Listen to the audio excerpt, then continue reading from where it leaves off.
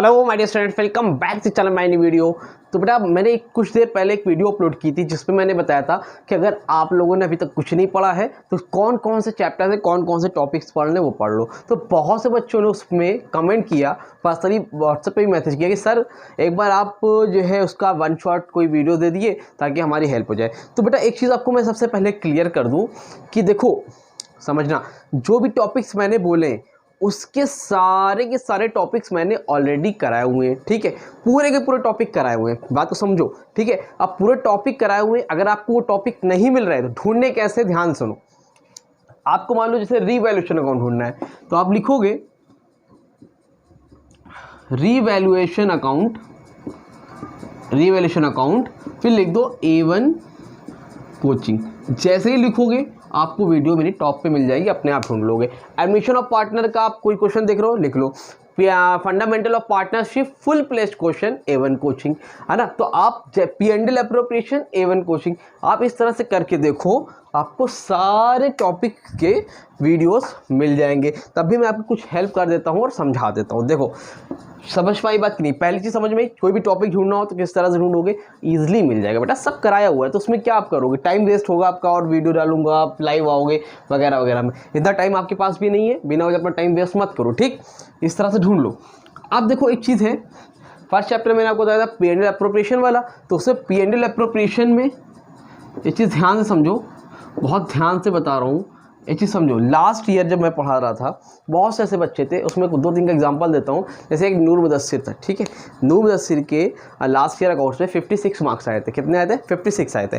अब आप समझना 56 आए थे आउट ऑफ 100। ठीक, अब आपको लग रहा होगा 56 आए तो पढ़ा होगा बच्चे ने तब आया। या एक बच्चा था जिसके हिमांशु तिवारी, जिसका नाम 68 आए थे। ठीक, मोहम्मद हमदान 67 आए थे। अब इन लोग के 67 68 आए थे, है ना, 56 आए थे, इनको पढ़ाने वाला मैं हूँ, समझना बात को। तो जितने क्वेश्चंस आते हैं ना आपके इस पेपर में, बोर्ड में 14 से 15 क्वेश्चन, यकीन मानो बेटा मैं गारंटी देता हूँ आप लोगों को, ऐसा नहीं कि बढ़ा चढ़ा के बोल रहा हूँ, गारंटी दे रहा हूँ, इससे आपको शायद कुछ मोटिवेशन भी मिले कि उस 14 क्वेश्चंस में आई थिंक 2 से 3 क्वेश्चन, 2 to 3 क्वेश्चन ऐसे होंगे, 3 नंबर वाले 6 नंबर वाले, जो इन्होंने ठीक किए होंगे पूरे। अदरवाइज सारे क्वेश्चन इनके क्या रहे होंगे, गलत रहे होंगे।